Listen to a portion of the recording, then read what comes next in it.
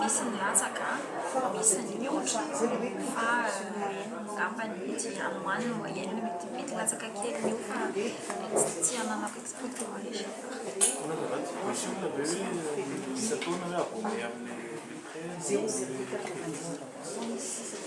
Tsy haiko aloha ny tena hoe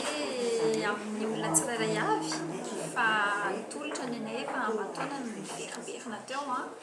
ino fa misy ao anatin'ireo olona rehetrarehetra ireo isan-taonany hoe mety hoe tsy isan-taona izy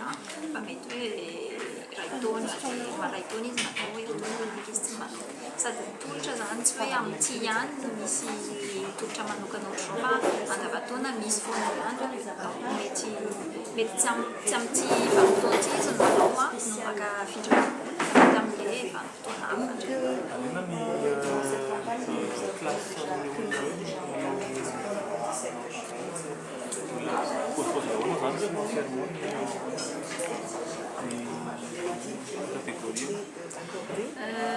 Tsy dia tena hoe misy miavaka loatra angambany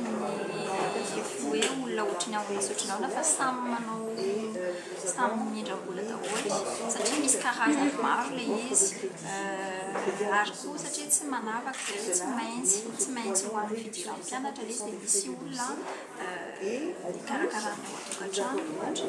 na mety koa zany misy ny tena hoe ikarakarany fidiran'ny mpianatra fa le vanim-potoana mifanindra ny fidiran'ny mpianatra no tena antony mahatonga ny hoe miantso anazy hoe promo spécial zany hoe mety misy ao mety tsy zanaka tena hoe abitianana ny ao anatiny ty tolotra ny vanim-potoana no nahatonga anazy natsono ohatran'izay.